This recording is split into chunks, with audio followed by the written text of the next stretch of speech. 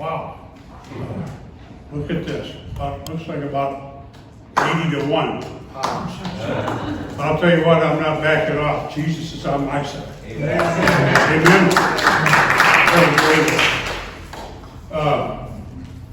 I've been a Christian a long time. I've got to give my mom pretty much most of the credit.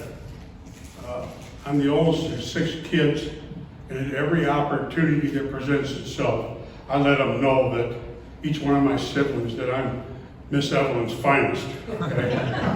And I won't believe any different. But at any rate, Mom was being the oldest of 6 kids. It was rough back then. Dad didn't go to church. I'll just leave it at that, okay? And so Mom couldn't go at the time, but she got us kids to church, and every Sunday. And you know, I think I was saved at a Bible camp. Has anybody been to Bambi Lake in the room? Raise your hand. Ellie, okay, very good. I was saved up there in 1959, the year of our Lord, okay? So, at any rate, I was 12, if that means anything to you. 74 is the end result. I'll just go through the numbers. I don't want to tax you too much this morning. But we had a lot of things to do up there at camp, and I remember Leon Fuller was one of the pastors up there. Through the week that we were up there, he did chalk talks, and it was something that was always Jesus related. They had an invitation at the end, and I watched about 3 of those things, and I finally decided I need to get up there and give my life to the Lord. And I'll tell you what, I'm glad I did. I never looked back from there. So that's one thing I could be thankful for. And before I forget, I'm going to go through some stuff, a bit of a timeline, because when Matt asked me to do this, it was basically to say a few words for 3 to 5 minutes, he outlined. Unlike Jeffrey did over there. But we love you, Jeff. That was fantastic. That was one of the best testimonies I ever heard. I'll tell you right now. So I just want to put a word in for you there. But at any rate, we had a good time with the chalk talks. I finally went forward there. Of course, there's people talking to me and so forth. We were 2 of the little guys, myself and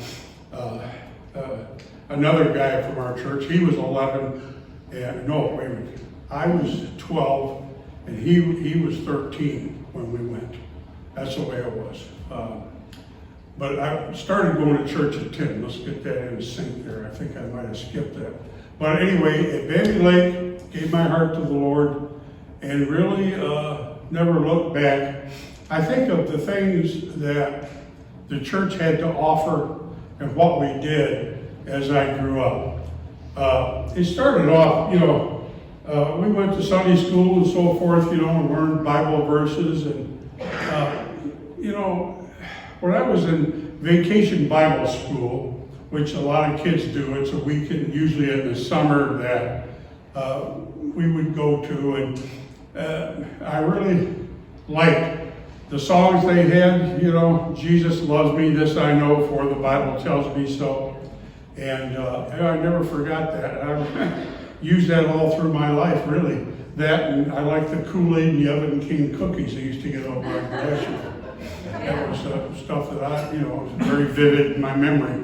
I like the little chocolate ones, those were really good. But at any rate, that was that. And I was thinking about, too, after that, we were into RAs, and that was called, at our church, every church has different things they do and customs. And we had a boys group that was called RAs, that was Royal Ambassadors. And then the girls had GAs, that was Girls Auxiliary. I don't know what they did, I never was invited over there. But we had a good time. And I remember some of the fellows that were in there, some of the men, and I know one guy, he was a chief of fire department, all right? And he would tell us all about safety and so forth, and fire and hazards in the building, all that. So he shared with us boys. Let's say I'm 12, 13 at the time. Another guy was in the Navy, and he showed us how to tie knots, a square granny knot, and bowline knot, and so forth, hangman's noose. And, we learned a lot from him that way. He also had he had a fly fishing pole. I never owned one of those, never tried it. But anyhow, he gets this pole out, see, and we're at our meeting and so forth. And he's showing us how to hold a string and throw this stupid thing. And we had a bucket out there, about 20, 25 foot, and we were trying to hit that bucket. And I'm sad to report, I never really got there. I come close one time, that's about it. Of course, horseshoes and hand grenades have always been my forte. It's about as close as I get to stuff. So you got to keep an eye on it. But, and that was good. And then the other fellow was, he was an old lathe hand, and he really did a lot with us boys. He was a carpenter, and he showed me how to hammer after I had blisters on my hand. And, actually, take a second here. When you go to, because people do this, you will in your lifetime. When you hammer something, and the nail's right there, keep your elbow right about there. Boom. Don't have your elbow up high trying to hammer. Keep it down here, and you'll hit that thing pretty much every time. And if you don't, you might hit your thumb. But at any rate, I thought you guys ought to know that. That's just some of the stuff we did, besides playing baseball and stuff in the church parking lot, so forth. Moving along, I got so much with the youth. We had a good, strong youth group at church. We just had a think tank session over here with Matthew the other day after church. Oh, last week, wasn't it, Matt? After church, and we had to write down things that we thought we need to do here, or do more of, whatever, improve, so forth, which is good. It's a good subject. And I put down that we needed to strengthen our youth, and have things for our youth to do. Now, when I grew up, I was like, let's see, I'm going to put it at about 16 years old, all right, about like Ellie's age here. We had a bunch of stuff we did in church. Boy, I tell you what, I don't know if I can remember this, but I got it written down here. We did Voice of Christian Youth down in Masonic Temple, downtown Detroit. And what they did down there is they had quartets singing. J.D. Summers and the Blackwood Brothers, and the Stamps, stuff like that, and Florida Boys. I always enjoyed that, listening to those guys harmonize. I still do. I love gospel singing, especially quartet singing. That made an impression on me, and I'll never forget it. That fellow that was in here, my memory escapes me, and he sang some old hymns up here, and boy, that was right up my alley as far as I'm concerned. I don't know about the rest of you. But anyway, I was grateful for that. We bowled, we did hay rides, roller skating, bike rides, softball, basketball, horseback riding. We went up to Bambi Lake. We did that in the summer. We did that in the winter. We slid down the hills with those big tubes. If some of you guys can remember that, it was a blast. It all started back there too for the youth. Later on, my first wife and I, we had our pastor wanted to do a married couples retreat up there. We went up there for that. Well, I was really reserved on that because, everybody's not perfect. I smoked back then, and I was wondering if I was going to make it through the weekend up there at the church camp with everybody. And so, at any rate, I pulled through it. I want you to know. So anyway, that's what we did. And then I did a few other things here along the way. You just can't be a zero for 60-something years, I taught Sunday school, more than just a pretty face around there. I taught Sunday school, 10-year-old boys for a few years, taught training union, I was Southern Baptist, raised Southern Baptist, okay? The doctrine, just exactly like you got here. The doctrine, just exactly like the church I came from before here. They were Northern Baptist. There's zero difference between the three of them. So at any rate, I was a moderator, training union. Yeah, I taught that with my first wife, Donna. And we had boys and girls in the class. And training, what we did there is, back in those years, was on Sunday you went to church or Sunday school, and then you had your church service. Then in the evening you had training union, then you had your church service. And of course there was Wednesday Bible study and youth groups and stuff. And that's the way it was for years. But training union was more of a study about missions, okay? And that's what that was about, and we were teaching about that. So we did the best we could, nobody's a genius on everything, but at least we were willing, you gotta give us an E for effort. And you pray that you made a difference on some people, maybe they'll remember you later on, who knows, maybe make a decision for the Lord. Which is, sometimes you don't see results, but it'll happen later,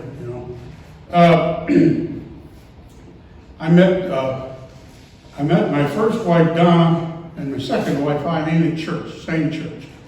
So, and I look at it like I struck gold twice, all right? I mean that. Everything's not all roses, being married, but I've done the best I could, and a lot of people need a little help, guidance, and a push, and I've always appreciated strong women, starting with my mother and through the other gals here. I just need, mother combed my hair when I was 10 years old. Trying out loud about that. Yeah, that's the way it was. And not slow, just a little deliberate there. That's a good one, isn't it? Okay, now, after 29 and a half years of marriage and 2 kids, Donna passed away from breast cancer. We'll just leave it at that. I worked in mechanical engineering, been a machine designer all my life, just all kinds of strings, metal cutting, assembly machines, automation, robots, all kinds of stuff. I've engineered, led, sketched, and when I say led, I mean led, not managed. Anybody can manage, give them a spreadsheet and so forth and a calendar, they could ride herd on you. But if you're going to stand in there with men and figure out what to do, come up with ideas, by golly gump, you better know what you're doing. If you don't, sketch a little bit at home, try to figure out what to do the next day when you go in. That's what I did. So I spent many, many years working and did a lot at home too, because, you could never make enough trying to raise a family. So I took on a lot of moonlight work and stuff like that. But at any rate, when she died, I didn't know what to do. I just felt like walking off. That's a pretty big shock in your life when your wife passes away.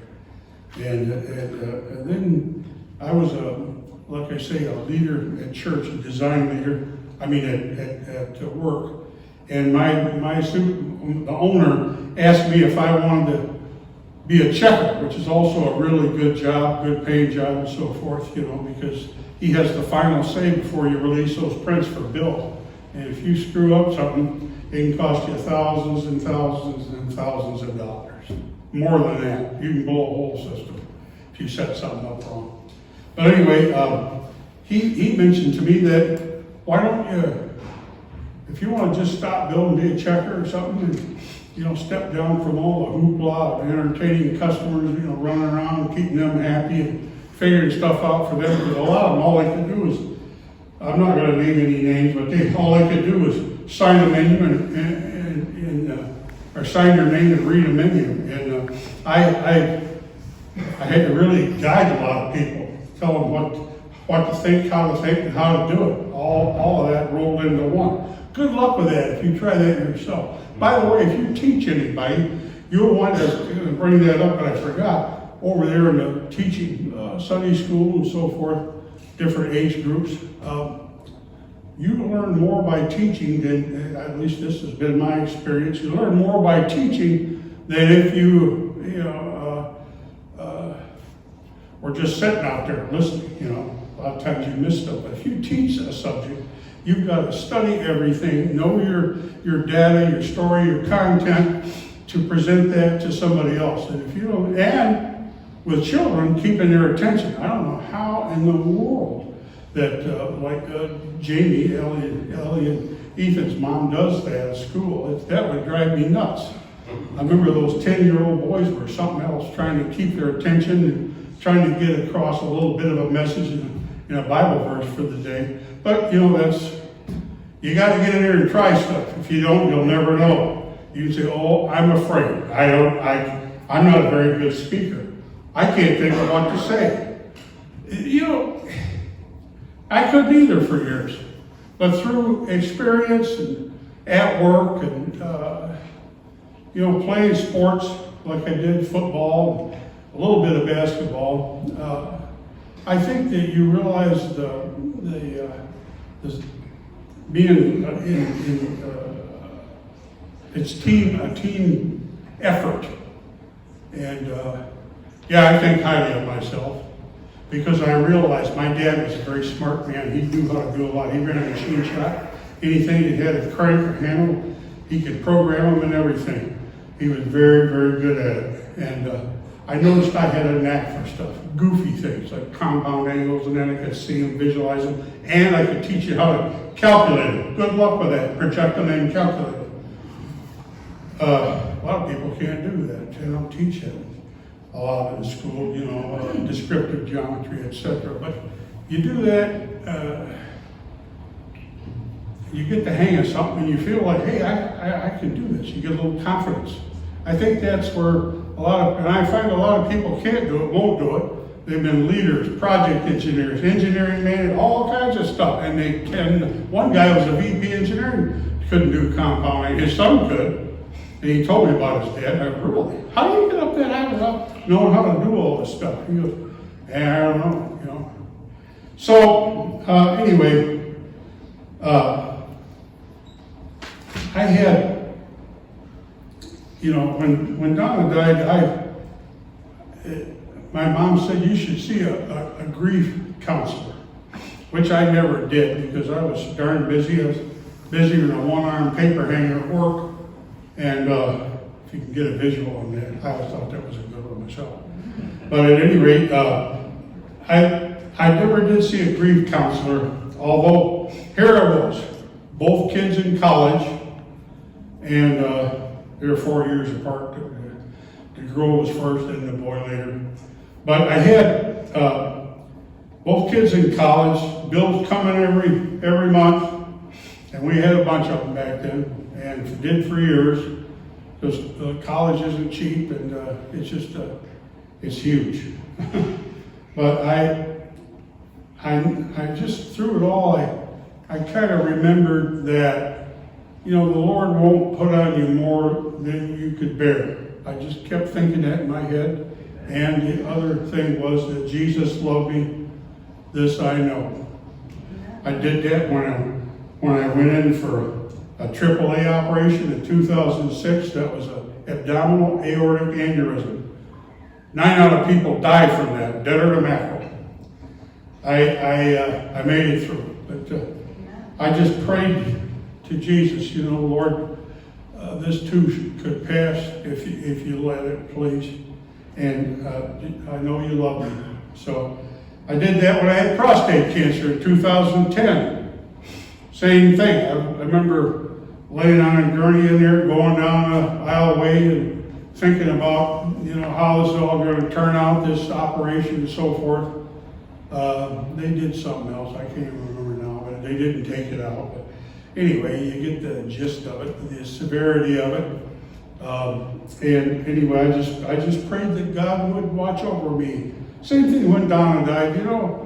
People, you could hit the bottle, you could lay down and kick and scream.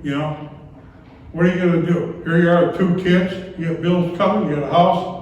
You stand up and be a man, take care of it. All right. sidebar for a second here. It's not in the notes. Most of the problem, I'm going to tell you this right now, and I believe this with all my heart. Most of the problems we got in America is because of men. If you're going to be a man, stand up and be one. Amen. Take care of your women. Amen? Amen. My goodness. That's one thing there was more to that with my dad than I care to mention. Well, let's put it this way. I learned how not to treat ladies by some of the stuff I witnessed when I was young, very young, like 7 years old and stuff like that. We all learn we're all products of our environments. That's just a good way to say that. But I think that that's true. We wouldn't have all the problems we do in America right now if men stood up and tried to be one. By the way, it's pretty good ratio here. It looks like about 80-1. But I don't know if I said that already, but I've got Jesus on my side, so I'm not backing down for anybody. I love all you guys. Some of the things, Eileen and I got married in 1998. She had 3 kids, Matt, Ronnie, and Lindsay, and I had 2, Tammy and Billy. Matt, as you know, is your pastor. He's taught school, been a basketball coach, a baseball coach as of late, and I can't say enough about that. And Ronnie's a coach, and he peddles. He's a salesman. He peddles food to restaurants. Lindsay, she just got her nursing degree, her bachelor's in nursing, and passed the test. And then Tammy, my daughter, she's got a degree, a doctorate degree in vocal performance. She sings opera and teaches back east, New Jersey, and so forth. At several colleges, she teaches voice, and plus does voice lessons. And my son, Billy the third, I'm junior. He's up in Saginaw, Michigan, and he's the music worship leader up there for Hopevale Church, which is about a 2,000 member church. They run several services on Sunday and so forth, so you can imagine what that's like up there. And he's really something. I'm so proud of all 5 of these kids. And you know what's the most important thing to remember? That they all believe that Jesus saved their soul, that Jesus is number one, and they've all been baptized. And so have Ellie and Ethan. I'm so proud of those kids. I just can't tell you. And we're working on the rest of the grandkids as we go. Grammy don't miss a trick. Always thinking about the children. I do what I can. I stay upright and take liquids, So, and try to stay awake is the main thing in the chair I got, which is a doozy, by the way. But, so at any rate, I guess I've made 3 minutes, Matt. But all I got to say is, my vote is to put your trust in Jesus. He's the way, the truth, and the life. Stay in church with people that believe like you do, that preach out of the Bible like we do, and that love God like most of us do. And if you haven't had an opportunity to make a decision for Jesus, pull the trigger, people. I have sat through thousands, I don't know, probably 3,000 services, different pastors, of course, across several churches. And even when we were out, when I was in the Army, 66 through 68, Vietnam era, we were stationed out in, where was I? Where am I now? We were out in Fort Lewis, Washington, okay? And we went to Lakewood Baptist Church out there, and I played a fast-pitch softball team, our church did, and we were involved playing with Boyd aircraft teams, and just I had the time of my life out there. Matter of fact, that's the most fun I've ever had in sports. I just love fast pitch softball. I wish more men's leagues were available. Now I'm too old, plus I lost my mitt.